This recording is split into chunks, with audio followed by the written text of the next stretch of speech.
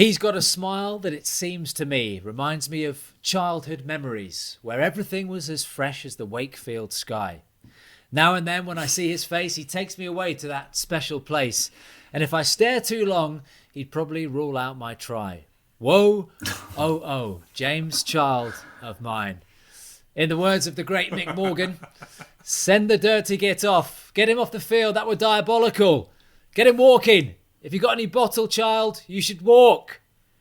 He's given a yellow card, I can't speak, you bottleless git, Child, you dickhead.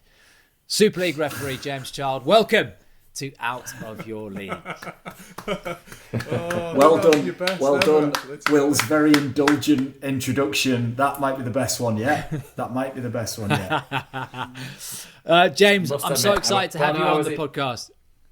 Thank you. I was intrigued to see what you'd do with your intro, actually, knowing that your intros are, fairly famous. I don't know if that's the right word, but yeah, I was interested to see what you'd do.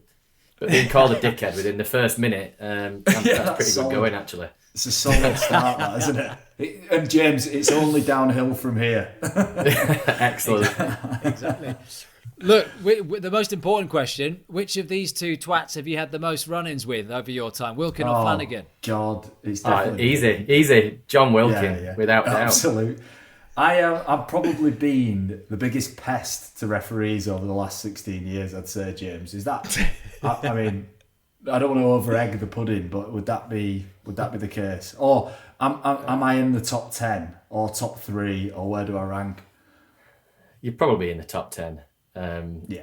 I don't know. I think sometimes players who are a little bit like yourself, who come and do it in a more professional manner, are the ones that are more difficult to handle. The ones that will come shouting and swearing are the easy ones, because you just stick a penalty on it or hand up, walk away. Yeah, I've heard enough. But when you come actually and do it in an appropriate way, that actually is a little bit more difficult sometimes.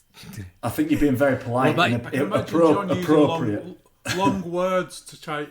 Yeah, I can see John using long words to try and do a really good automated argument, but then it just not falling on deaf ears.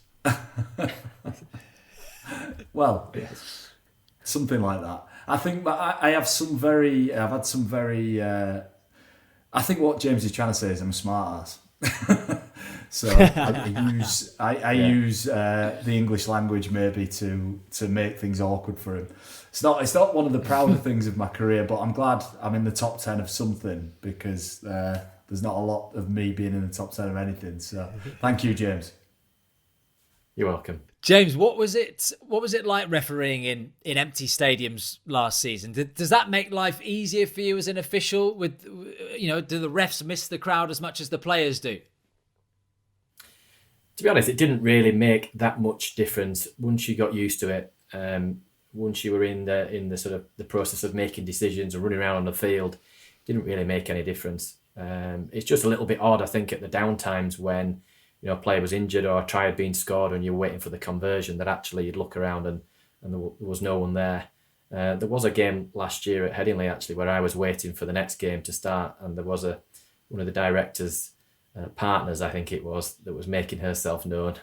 So you didn't necessarily need 18,000 in Headingley. You just needed one lady with a rather strong voice. But no, we still got used to it, to be honest. And it didn't really make that much difference. But the sooner we get the fans into the stadiums, the better, because they add so much to the game.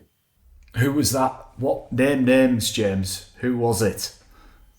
Well, I don't know which person it was, but I know which club it was. It was Huddersfield. Oh, right. Well, we can work it out. It's a bit like Meghan and Harry. We're gonna have to go back to we're gonna work it out. Who was it? James, why refereeing? Why? It's a tough gig, isn't it? Yeah. I started when I was 11, and it was just something that I did at school at lunchtime when we were playing football and on the field and stuff with my friends. And we decided that rather than arguing the toss over whether it was a goal or not, or whether it was foul or not, we'd take it in turns to referee. I think somebody had got one of these plastic whistles out of a cracker, and we decided to use that and give it a go. And I actually quite enjoyed doing it, but football really wasn't the sport that I watched. My family were involved sort of watching Dewsbury, my local team, and And then there was something in the local paper about junior referees that had qualified. And I thought, why not give it a go? I'd not really got friends that were involved in rugby league playing, so it wasn't something that I was necessarily motivated to go and do myself. I think if my best mate had played rugby, I'd have probably gone down and given it a go. But I just thought maybe this is the next best thing. I can be involved in the sport, but not necessarily running around and playing. Now, I've got a question. I mean, since you started as an 11-year-old and then you're up to doing it for a professional level for so many years, how was the scrutiny evolved from those days on amateur fields to refereeing Super League? How has that changed and how has that affected you along that process? Yeah, completely different. Obviously, when I started, in the park, even now, there are not many games that are recorded. And so I probably didn't watch myself back refereeing until I was probably 18, 19, 20, something like that. And so nowadays, if I go and watch one of our junior referees, I'll try and just film a little bit on my phone if I can film something that's positional related, because I think it means much more if you can watch yourself back. So yeah, and until you got to a level which was probably like refereeing at the academy, that would be the first time that I would have then watched myself back, being able to review my own performance. And that's something, once you get to that level, you're expected to do week in, week out, do a detailed review and send that to your manager and then go through the coaching points from there. And clearly at Super League level, that's another level of intensity, a game where you do that week in, week out, and you build on it week on week with another coach as well on the areas that you needed to improve upon and working on your strengths as well. James, when you look at how chronological and formulaic the video referee in rugby league is, what do you make of the pantomime that is VAR in football and the criticism that referees have come in for? Bit of an easy one for me to answer because I don't really watch other sports other than rugby league. I'm not sports mad, and so I've seen bits of the VAR system.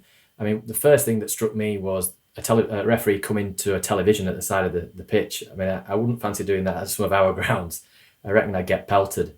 So that was my first observation. I think the other thing is that people expected, or perhaps expected, that once you bring a video refereeing system in, that it's going to be perfect, and there is no perfect system. I think people have to accept in sport mistakes will be made, and even if it's actually not a mistake, it may just be a controversial decision. It may be a decision that's not a popular decision, but actually may be correct. And so I think I heard some of the discussion the other week on Match of the Day around, well, is this a penalty or not? Well, actually, to the letter of the law, this should be a penalty based on their interpretations that they've been handing out this year. But if we sit back and look at it, our football brains would tell us that this should not be a penalty. And I think that's the dilemma that you get into sometimes. When you introduce a video refereeing system, it has to be more or less black and white. And there are so many shades of grey involved in officiating that's almost impossible to achieve. James, do you enjoy being in control? Is that part of the enjoyment of the job or not?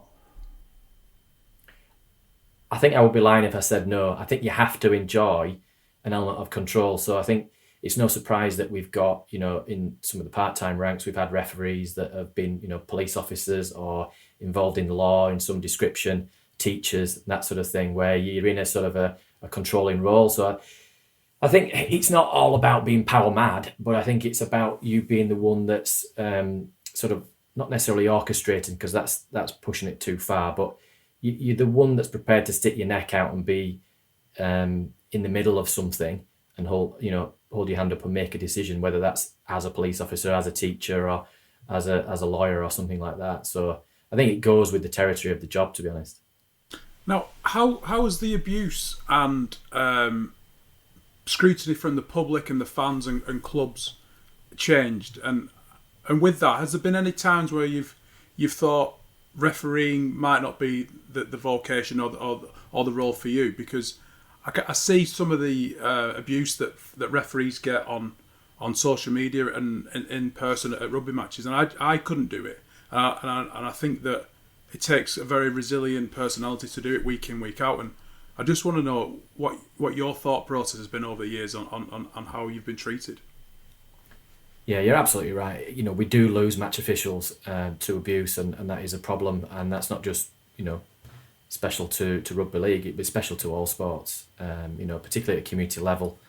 And, you know, I had an instance when I was probably maybe 13, 14 with a junior team where I was just abused all the way back from the pitch back to the changing rooms by parents and officials of that team. And that was a junior team. I was a junior referee, and that was probably as close as I came as a junior to probably packing in. But, you know, something inside me and my parents' support and the support of my local referee society got me through that. And, you know, I don't want to condone what happened on that occasion, but it's incidents like that that helps you build up that resilience. You know, when you're coming off at grounds and you've got pints of beer thrown at you, it's almost water off a duck's back. You know, by the time you get to Super League level, you're so used to it, and so it's not condoning it, but I just think you have to accept as a referee that it goes with the territory. And so, you know, certainly in my professional career, that's never really bothered me. You know, I expect to be criticised. I expect that people will disagree with decisions. Even if I've got it right, there'll probably be people that will disagree with it. So I think for me personally, it's the internal criticism that is actually tougher to take. So if your own coaches are quite negative on your performance and you actually thought you had a pretty decent game, and that's probably harder to accept. And so, you know, again, going back to your review process, it's important that we as referees try and be as honest as we can when we look at our own performance back. And, you know, there's nobody that's more disappointed that we've got something wrong than the referee themselves. James, I don't want to make this podcast purely about your sexuality because, look, frankly, it's nobody's business but yours. However, there is obviously definitely a conversation to be had, and if you're up for it, we'd love to have it. So essentially, feel free to tell me to shut the fuck up, or that's not your business at any single stage over the next few minutes. But look, you came out a long time ago, didn't you, to your friends and your family? Can you share that experience with us? And I think you tried to tell your dad originally when you obviously come to that decision in your own head, but you couldn't do it face to face, or there wasn't an opportunity to do it, so you had to leave a note for him. Yeah, I think, you know, I've been asked over the last few weeks, you know, why didn't you come out sort of 10 years ago? Well, actually, my dad didn't know 10 years ago. I'd not had that conversation with my dad until only a few years ago, and wrote that note to him. And so, you know, it's a gradual process. For some people, it's very easy, and they know, you know, perhaps when they get into their teen years, how they feel, and that's just what they are. But for me, it was a gradual process. So it wasn't really until my early 20s that I felt that I perhaps didn't feel the way I'd done before, or, you know, had different feelings. So it wasn't really until then, and yeah, it was a gradual process. So actually, my dad was one of the last people I told who were close to me. I think that's because, you know, my dad always took me to my games week in, week out as a junior referee. And not that I ever felt that he would, you know, somehow reject me, but I just found it an awkward conversation to have. That may be more a reflection on me and my dad and my family. We don't really talk about our feelings that much. And so, I tried to tell my dad over the course of a few weeks, and I'd called round and sort of made an excuse to call round and start a conversation, and I just felt too awkward. And so I thought, right, the best way for me to do it is to write him a note.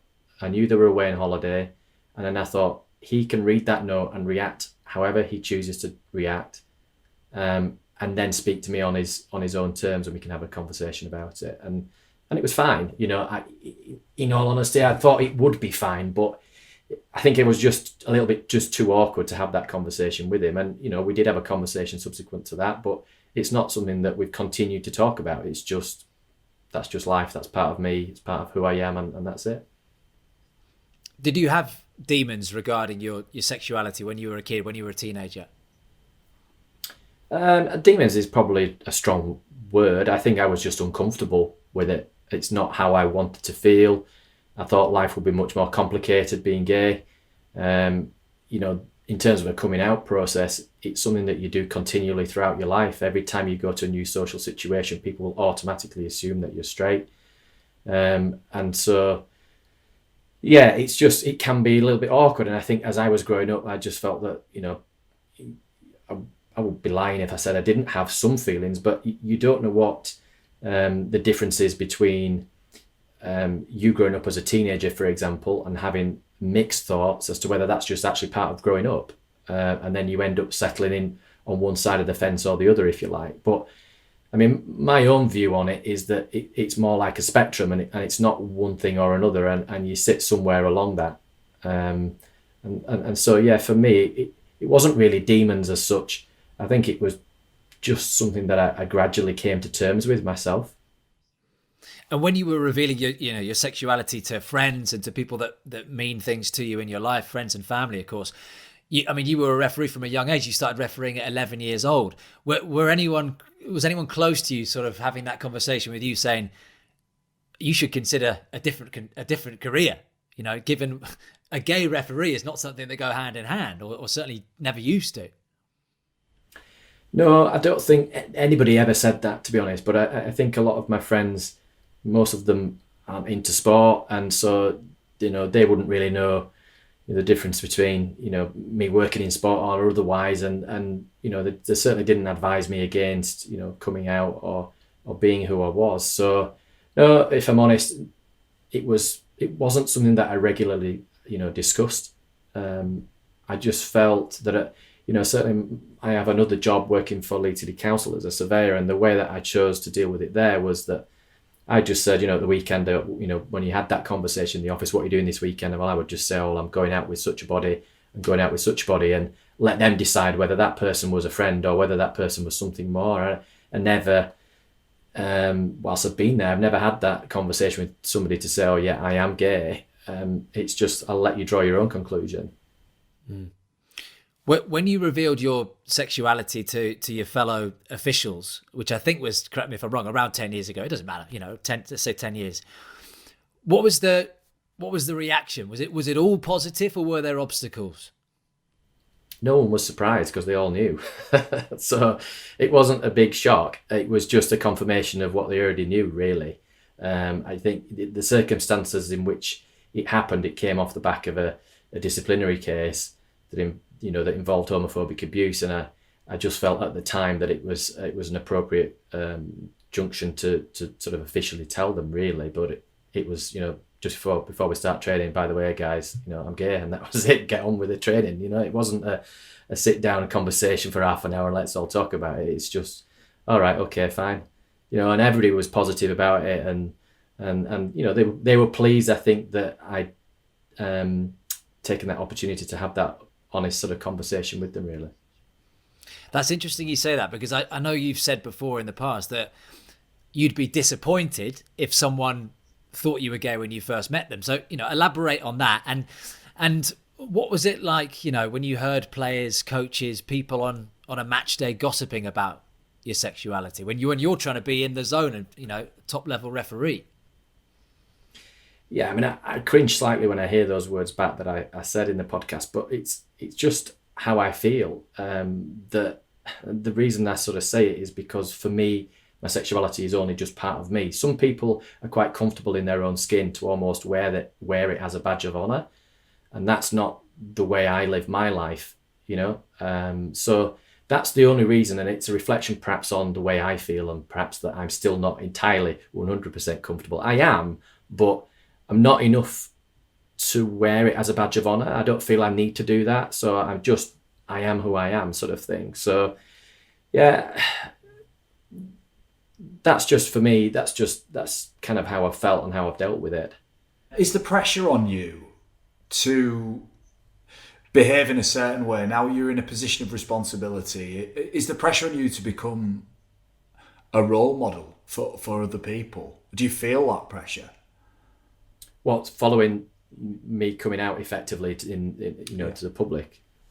I don't feel that pressure. I mean, I've had a tremendous number of positive messages from people within and outside of the sport, and so I was listening to Keegan Hurst. He was talking on a Radio Leeds documentary the other week, actually, and he was sort of saying that when he did it publicly, he didn't necessarily want to continue talking about it, but actually realised that in doing so, the messages that he'd received and the positivity that by speaking out had caused, that he felt that he was almost obligated to continue sort of talking about it. And, you know, I'm quite comfortable to carry on talking about it. It's not something that I'd want to keep talking about week in, week out, because, you know, it's just part of who I am. But, you know, I'm working at the RFL on the RFL's Inclusive and Diversity Working Group. And so as part of that, I will be doing some sort of support work to help, you know, reduce discrimination in the sport. And that's not just about, gay issues or anything like that. It's a whole spectrum of discrimination in the sport, be that race, gender, or sexual orientation. So, you know, for me, I'm quite happy to play my part in that. I don't really feel the pressure as such, and I think I've thought about doing this for a few years now, and I perhaps didn't appreciate actually how positive the reaction would be. I thought it would generally be received okay, but I didn't expect it to be received as positively as it has been, and that for me has been really reassuring, and hopefully for other people it will be reassuring for them that actually if they have their own conversations, whether that's with their own friends and family, and is, you know, it's not as public as I've done it here, then things should be fine for them. You mentioned there, James, the inclusivity board that you're involved with at the RFL. Do you think the game and the sport can do more towards inclusivity, and especially the LGBT community? I think we can always do more, and that's the whole purpose of the strategy for the next 5 years. You know, we had I think the RFL had a previous campaign, and it's almost a relaunch of that, and it's a revision of the strategy. So yeah, we can always do more. And you know, I think Black Lives Matters, I'll be honest, last year I'd never heard of that phrase.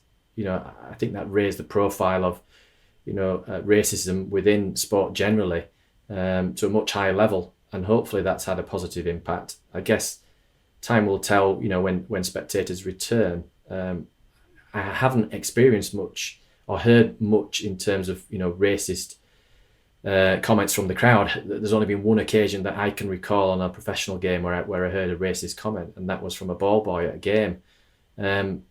Whereas homophobic abuse, in my opinion, is more prevalent. And by this, I don't mean somebody questioning my integrity using the word bent. You know, there's a difference between that, which I understand, and you know, I'm being called a bender or whatever other, you know, similar words that are homophobic. You know, as soon as somebody raises that as an issue, whether that be in relation to me or somebody else. So in my instance, you know, my ability as a referee, it should be irrelevant as to whether I am gay or not. But as soon as somebody then questions your ability and links that to your sexuality, then that's when the two meet. And I think that's where sport in particular on that issue can do an awful lot of good. You know, there aren't many professional athletes in, you know, football and other competitions that have been willing to come out publicly and speak about it. And so I'm hoping that by me doing it, there will be some, you know, positive ripples in the game. Well, look, James, it's worth making people aware, isn't it? There was an incident in 2010 where you were homophobically abused by a coach. You thought you were going to be physically assaulted. I mean, tell us as much as you can about that situation. And then look, a few years later, Zach Hardacre, who was at Leeds at the time, was given a 5-match ban for calling you a fucking fag on a pitch. You know, so that moment, and he described it as a heat of the moment situation for him. How did you react when that happened, and were you expecting a moment like that? No, I wasn't expecting a moment like that. And how did I react? Well, I immediately turned around, and in front of me was about 3 different players, so I had no idea who'd said it. And so I couldn't do anything about it at that time. But as soon as I came off the pitch and got into the dressing room, I said to my fellow officials, "Did you hear the comment that was made?" Which they hadn't, but obviously I was in the middle of the field. But I believe it was picked up on my microphone, which probably helped in some instances because it wasn't then just my word. But actually, once I'd got out of the dressing room on my way home, I'd had lots and lots of messages from people, and it sort of went viral on social media, the little clip of what had happened. And Yeah, that was difficult for me personally because I was gay, but I wasn't publicly out. And, people asked me at the time, is this the opportunity for you to come out and speak about it publicly? And I just didn't feel it was, to be honest. I didn't want that to be the moment. If I was going to do it, I was going to do it on my own terms, not because somebody had, said something inappropriate. And, I've no axe to grind with Zach. I've refereed Zach on numerous occasions since, and the matter's gone as far as I'm concerned. There's no grudge held there at all. And we all say things at times that we look back on and we regret.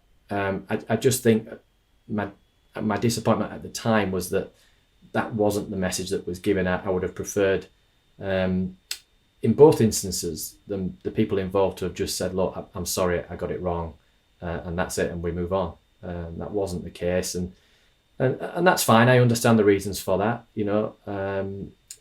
Clubs and you want those people still involved in the game and stuff, and but it was disappointing personally. But those incidences have been two incidents really over the course of 10, 11 years of me being involved as a full-time referee. Now, don't get me wrong, there have been other incidents, not involving players or coaches, but spectators. So, it would be unfair to just talk about those two incidents and almost exaggerate the point that generally speaking, players are respectful, and there's no doubt about that. So, I just felt that the reason I wanted to talk about it in the podcast was because they were issues that affected me personally at the time. And they were relevant, in my opinion, to my own story, and for me probably meant that I didn't speak about it publicly much earlier because of those two incidents. James, you've also had, death threats as well, and when we say death threats, it becomes almost meaningless, just the word, because it's so commonplace, and we see it in football all the time with football officials. You've had some homophobic content, some not. But you reported those to the police. What was that like receiving those, and how much did it actually play on your mind in terms of being a reality or something someone might act on? Yeah, I never thought that it would be acted upon, but there's a difference between thinking that and then reading it. I think the second incident, I was having a conversation on a Sunday with some friends, and she wasn't, the girl that was talking to wasn't involved in rugby league that much, didn't watch the sport particularly, but we were talking about, sometimes she was asking me about the abuse that I get, and I said, oh yeah, I'll just show you here, I'll show you the kind of stuff that I'll get.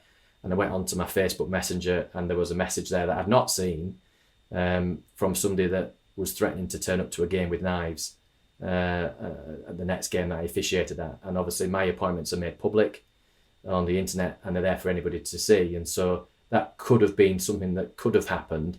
Now, when the police investigated it, that person was spoken to, and I think they were genuinely horrified and entirely apologetic. And it was said in the heat of the moment. I in fact actually wasn't even the referee on that game. I was the video referee, but made a decision at the end of the game that decided the outcome of that game.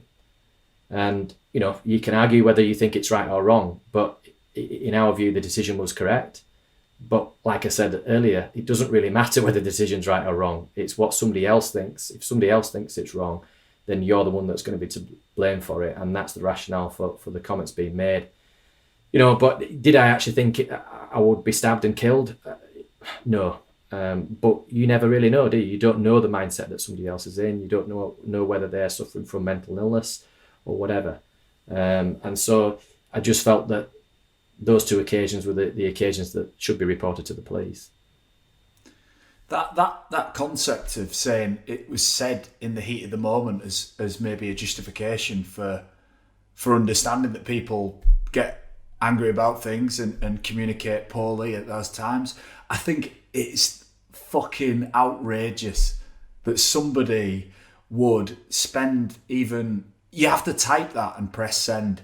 So social media and the way in which we communicate now is faceless, absolute nameless trolling and bullying of people. And do you know why I feel like James has got to the top of his profession? Because his self-esteem is strong enough to deal with that. He wouldn't have got to be a top referee in rugby league if your self-esteem can't take that constant barrage of abuse and criticism. You simply just do not make it to the top of your profession.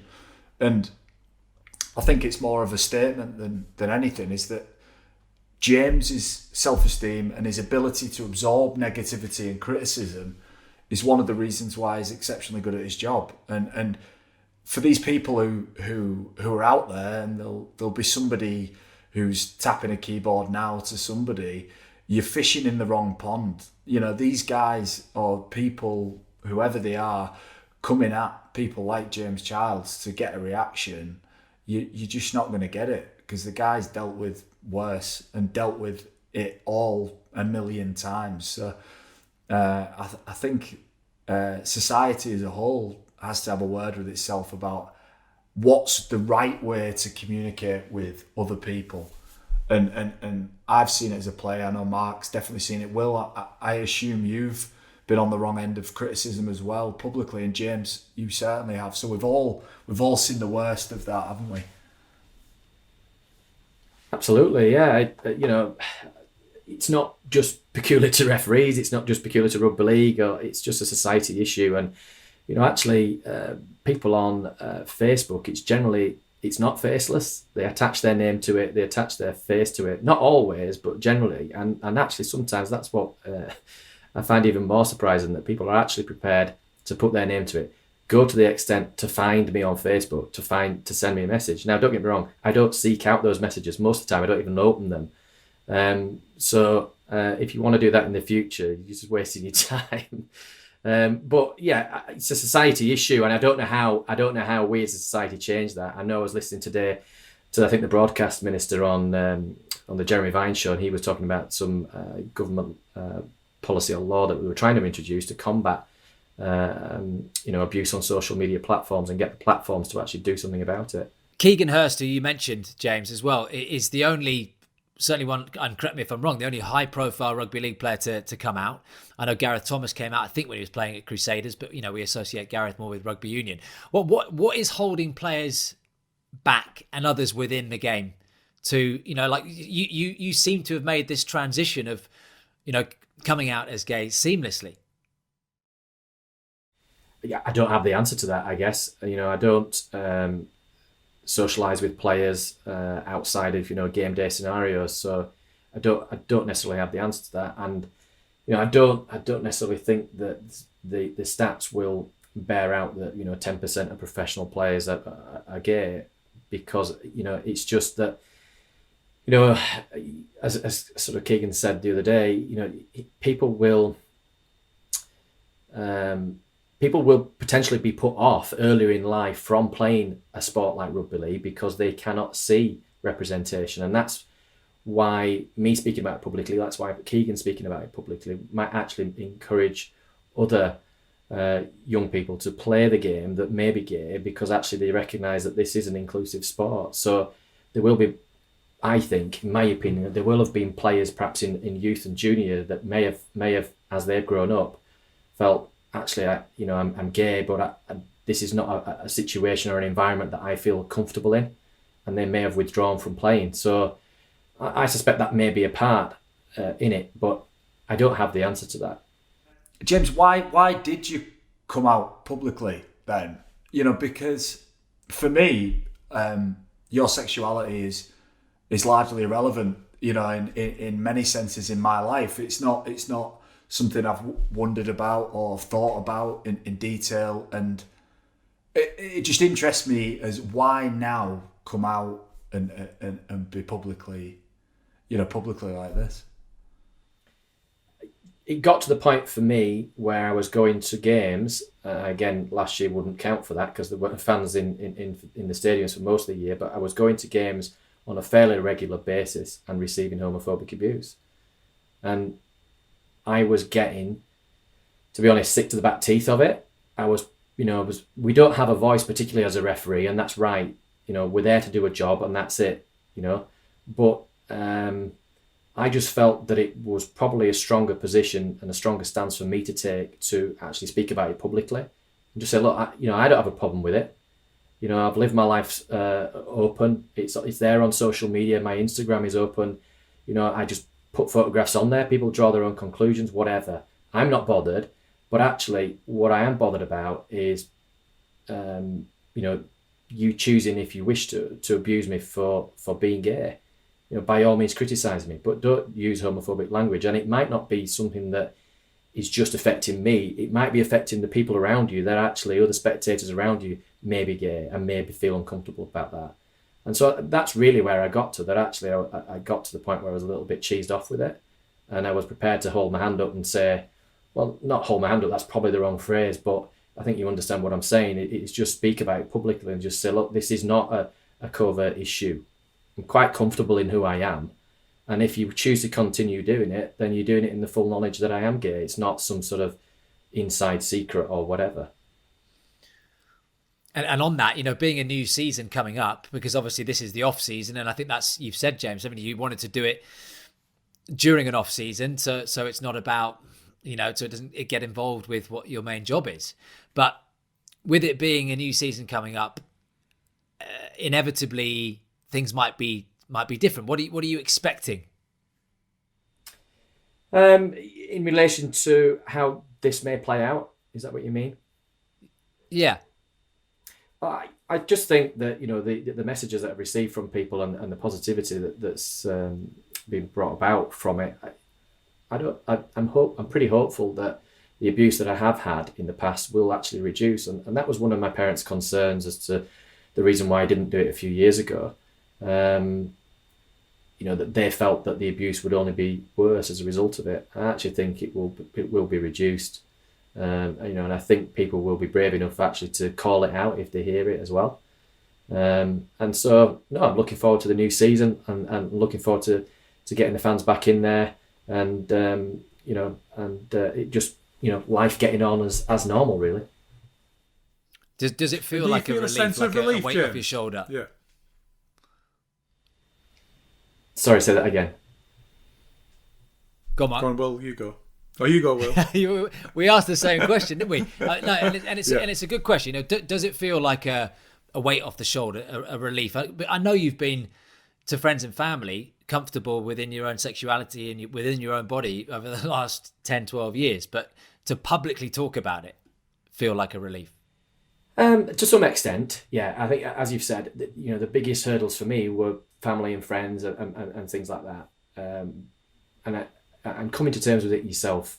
And so once you become comfortable in who you are, then it doesn't then matter who you speak to about it. And so, yeah, to some extent, I am relieved now that I've done it, and I'm absolutely delighted in the response that I've had. In that, I find that fascinating, right? Because in your professional life or your working life, like, you feel a sense of relief for your, something that's deeply part of you is out there now. And I don't necessarily feel like you were hiding it or trying to hide it or living a lie. Do you know what I'm saying? So I find it strange, because if I came out and said, right, I'm heterosexual, I'm a heterosexual white man, I would feel no relief in that whatsoever. So why the hell do we have this thing where it's like, you should feel relieved for this part of you being out in the public domain? There's no rationale behind that there's no logic behind it whatsoever. So we're saying, right, James should be relieved because now everyone knows that he's gay. What the hell are we talking about? But we know how society we know how society reacts, Wilco. That's why we're asking that question. Exactly. Yeah, exactly. It absolutely will, and it's right to ask the question. I'm not criticising the question at all. I was just thinking about that when you asked the question. And when you and Mark asked the question at exactly the same time, I was thinking, what would that feel like if that was me? So if I walked into work, into the business that me and Mark have got, and I said, guys, I'm a heterosexual guy, I like women. Like, would I feel relieved that they knew that? Or there's an assumption, if I was single and they didn't know, should there be any relief that they know that? And the answer is no. And I just want there to be a position where James maybe doesn't feel that the need, or we're not asking him to feel that relief. If I'm making sense, I don't know if I've gone too far down. No, you're making complete sense. I think it's difficult to understand. You know, as a society, the society norms, the stats say that 9 out of 10 people are straight. So the vast majority of people, you know, it's something that it's difficult to put yourself in the shoes of somebody else. And you know, I can only speak from personal experience. So, you know, you're absolutely right. I shouldn't necessarily feel relieved because it shouldn't be an issue. You know, me speaking about it publicly, this shouldn't be an issue. It shouldn't be a story. I get that point of view. I get why people will say that. Well, it's irrelevant. Of course, it is irrelevant. But my point earlier on was when somebody abuses me for being gay and then relates it to my job and suggests that it's because I'm gay that I may be crap or whatever, then that's suddenly then the two become linked. But you're absolutely right. We want to get to a stage where actually it does become irrelevant. You know, but like my partner and I, we were due to get married this year, and it's just simple things like, you know, you fill in an online form, you know, for your wedding photographer, and it's, you know, it's bride and it's groom. Well, you know, how long has gay marriage been legalized? You know what I mean? And I sort of said, well, I was slightly disappointed when I filled in the form that it was designed for a heterosexual couple. You can't be the only gay couple that you've done photographs for. You know what I mean? And therefore you are facing, I'm not saying you're facing prejudice, but society, because the vast majority of society is geared around straight people, then that's what people, you know, think. They think through that those glasses, if you like. And those kinds of prejudices, Flash, are subconscious, aren't they? You know, the person who's made that form online, it's not about malice towards your sexuality.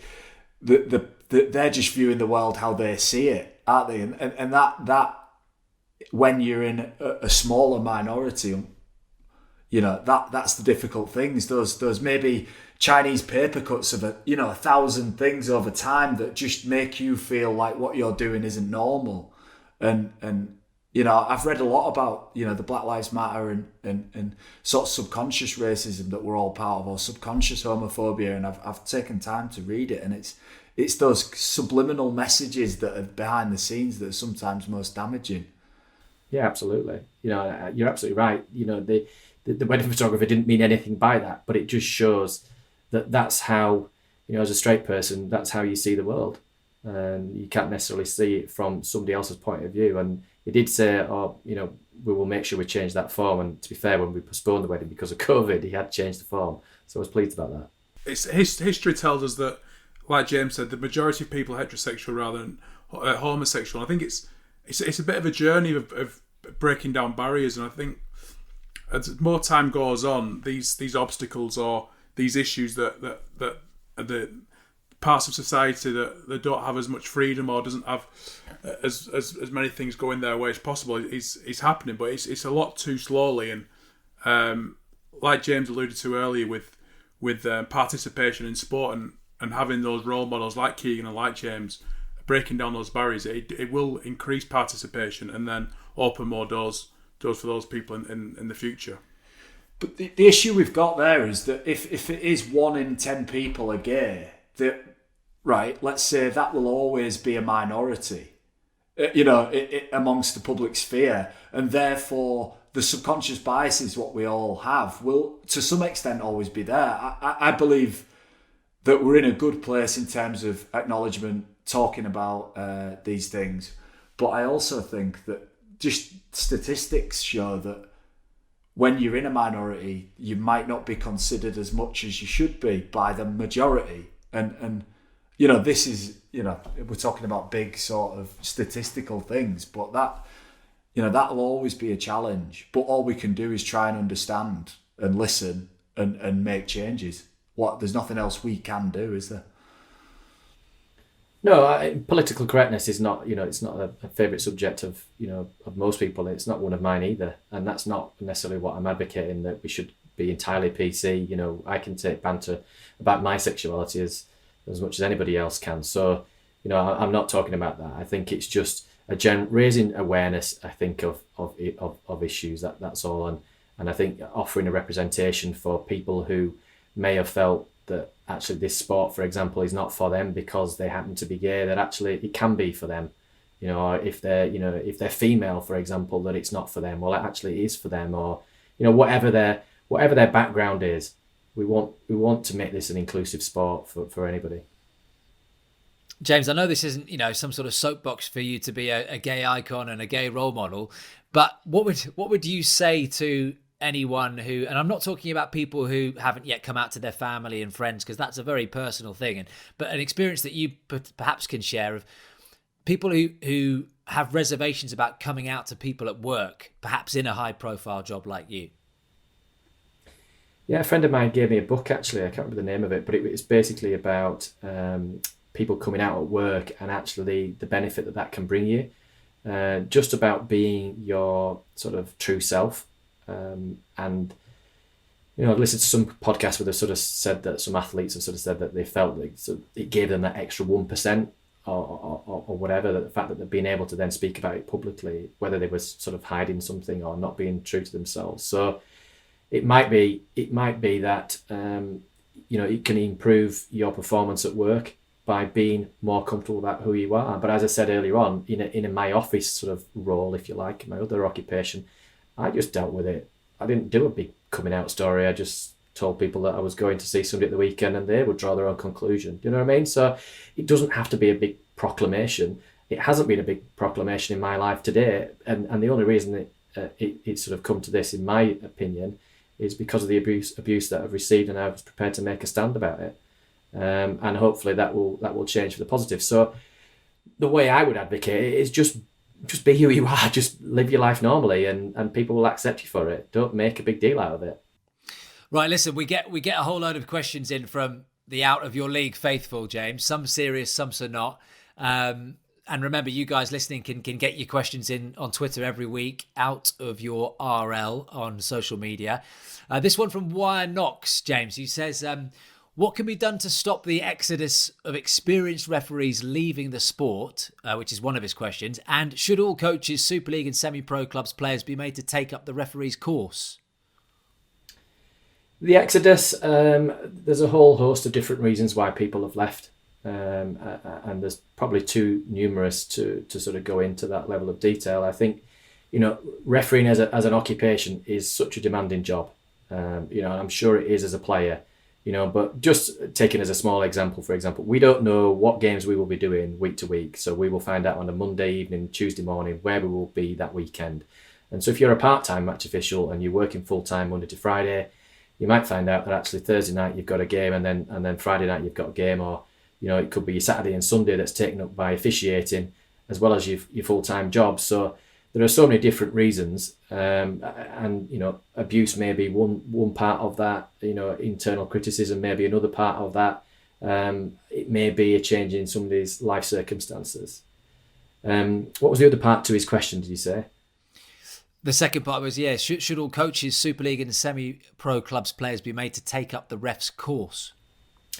I'm not sure whether they should be made to take it up, but I know some clubs have done that voluntarily in the past, and I think it would only serve to help people. One of the things I never quite understand as a referee, if you give a penalty within the last 10 metres on the goal line, teams often want to kick the ball back into touch, but actually you can walk that ball back as far as you want. So you can walk the ball back 20 metres, and the defensive team has to stay on the goal line, and so actually you get a bigger advantage by just walking the ball back. I knew that. What the hell? I didn't know that. I've been doing a little shin roller into touch for 16 years. And this is it. So it might just be actually something as simple as that, some little quirk that you may find out by doing a course. It might never lead to somebody taking up the whistle, but it would be great if we could get more players refereeing. And I thought tonight I would give the opportunity for John to join us and take up the whistle and give it a go. Not a chance. Hey James, you said you had a week at work. Did you ever take a stinking work week into a game? Did you ever go, right, I've had a bad week at work, and take that mood into a game? And I want the answer to be yes, but I'm not worried if it's no. Oh, he's a liar. No. To be honest, for me, particularly as a part-time match official, It was like a paid hobby to do your rugby at the weekends or on a Friday night, and go and run a line when I was working full time during the week. It was something that I looked forward to doing. And so if I'd had a crap week at work, it was such a change of environment from sat behind a desk, behind a computer, to then go and run around the field and make decisions. I used to enjoy doing that. So I would never have done that. I know some referees have, if they've had a fight with the wife at home, then they may have taken that out onto the field. But then again, you might have been like that, John, the way you spoke to some of the referees at some times. Oh, absolutely. I'll always... Is it Tony Archer, James? The touch Tony judge, Martin, the older guy? Tony Martin. Sorry, yeah. I remember I must have said something horrendous to him because he never forgave me. Like, we were at the Man of Steel dinner one year, and he'd had a bit to drink, at Tony, and fair play to him, he'd had a tough year or whatever, and he came up to me and he said, "I've seen your face on the Respect the Referee posters." He said, "What a fucking joke." I was like, oh. I didn't actually know what I said. I must have said something bad, but I've said a few dodgy things, but massively respect. Do you know what? I've not had this opportunity really to say. I do actually massively respect what you guys do. I couldn't do it. I couldn't do it. I couldn't either. Self-esteem being that strong, mate. I think you're in a very small percentage of people in the world who could absorb that negativity and deal with it. So, I might have given you a hard job over a number of years, but respect massively what you do, mate. Let's rattle through a few more of these questions that you guys have been sending in. This one from your alter ego, James Wild, who says it does seem that big games are refereed differently than regular season games in terms of letting it flow. Is that a conscious thing from a referee to create a better spectacle for the crowd or for the TV? When you get a big game, you tend to get two teams that are on form, that are playing well, that actually just want to get on with the game. And I think that's the big part of it.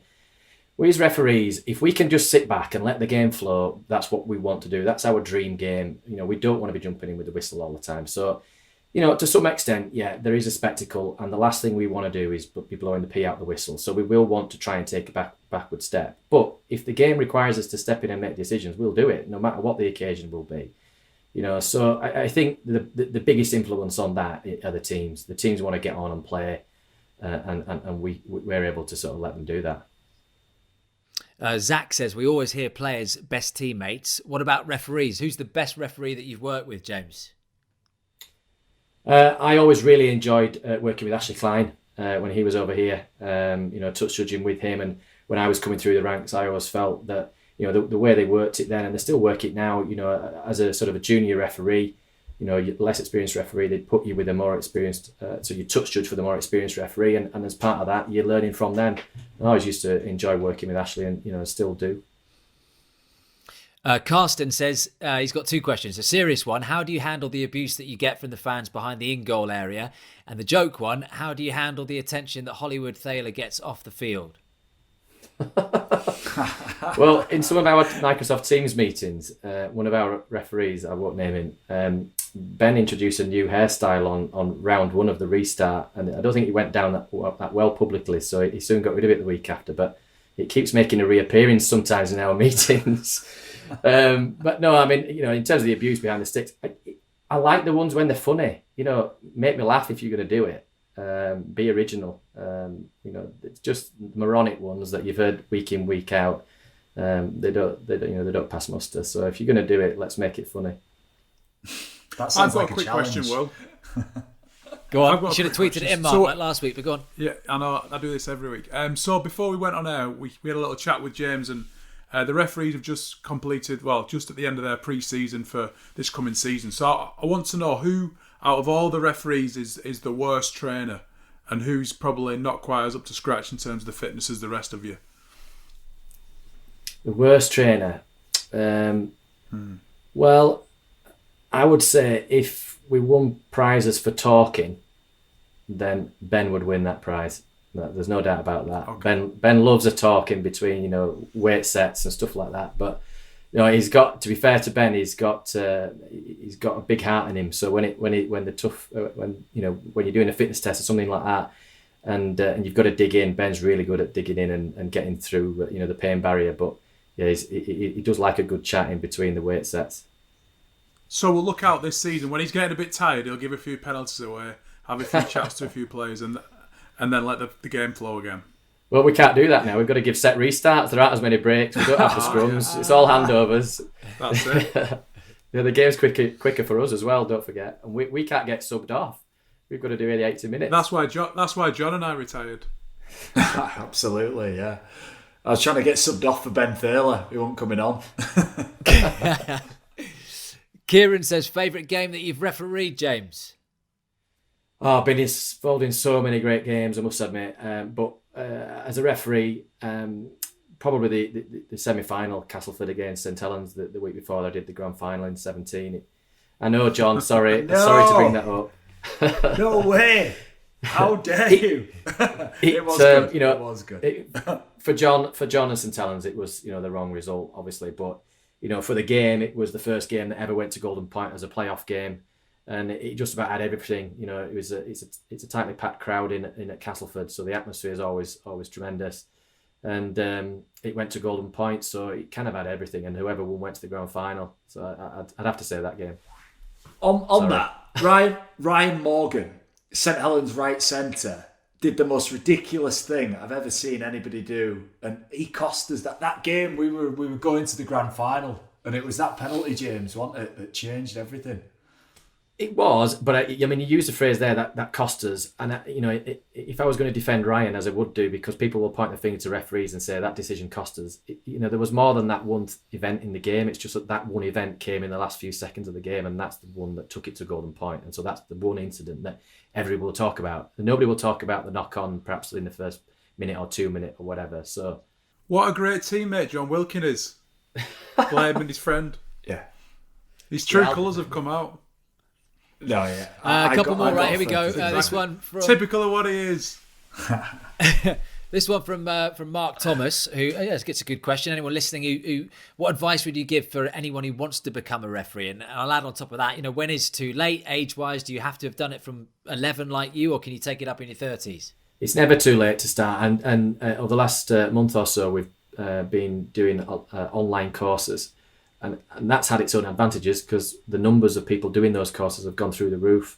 I think there was one at the weekend that Huddersfield and the Bradford Society did. I think they had over 50 people on it. And I'm not saying that all those 50 people will go on to referee. For some people, it may just be their education. But, the biggest thing I would say is just give it a go. My dad used to take me to all my games, and he used to play himself amateur. And there was one day where he's been involved in our local referee society for years, ever since I've been there. And some junior referees didn't turn up to one of these gala days on a Sunday. And so he said, "Oh, well, I'll give it a go. It can't be that hard. I've watched James, do it." And he was standing in the attacking line, not the defending line. He couldn't keep his tackle count. People will be amazed. Actually, they think they can do it.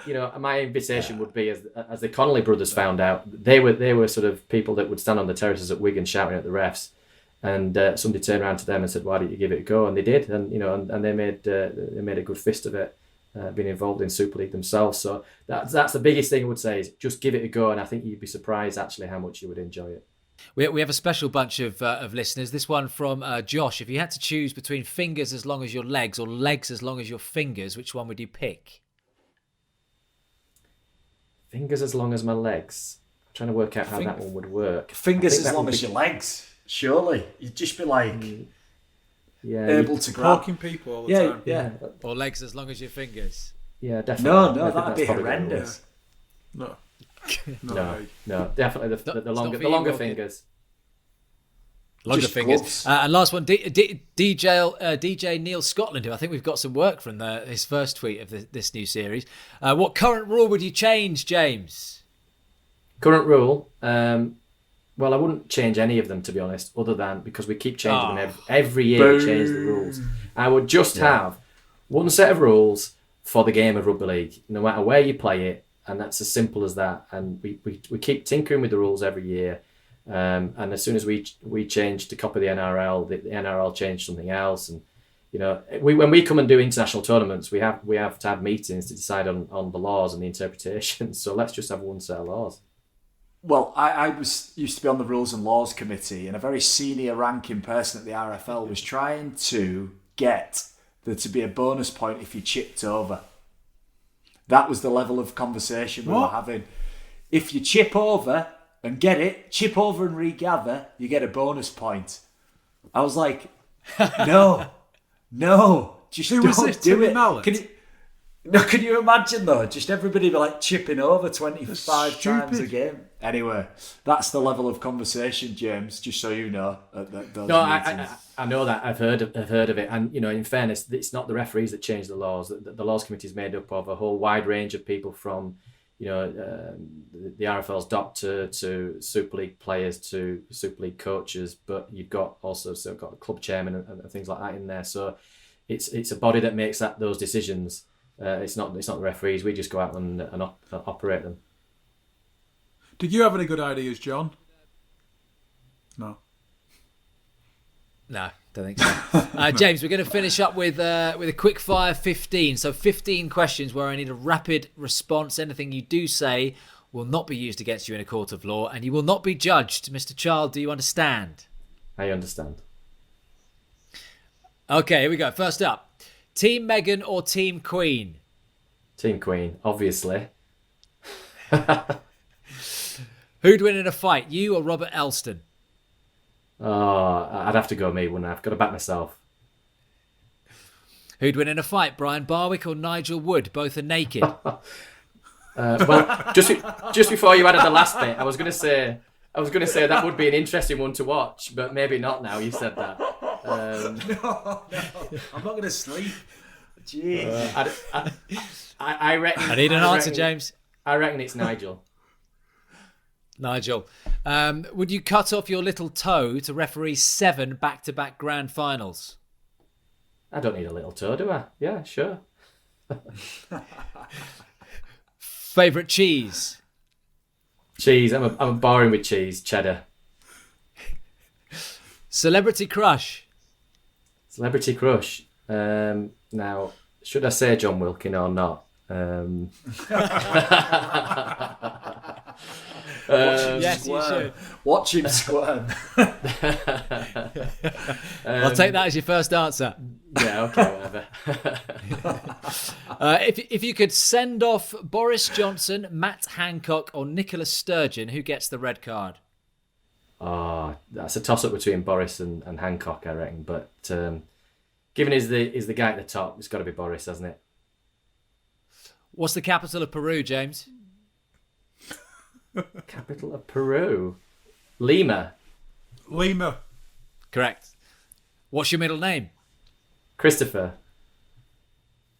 Godfather or Star Wars? I've not watched either, but if I was to watch them, I'd watch Godfather. I'm not into sci-fi. Who would you bring back to life, Elvis or Mother Teresa? I reckon Elvis would be more fun, for sure. Maybe you could do the grand final and the entertainment before the match. If you weren't a referee, what would you be doing? I'd be a surveyor, because that's what I do part-time, so yeah, it's a bit of a boring answer. Who would you rather be for a day, John Wilkin or Mark Flanagan? I'd have to say Mark Flanagan, obviously, because it looks like Mark can afford to put his heating on and John can't with his hat on. Who would play you in the James Child movie? Oh God, James Bond? No idea. And finally, Wigan and St Helens are both on fire. Everyone is going to die. You have the chance to extinguish the flames at one town. Who do you save? Will, I am not even going there. No way. Can I ask the video ref on that? Can I ask the video ref on that? He said Wigan.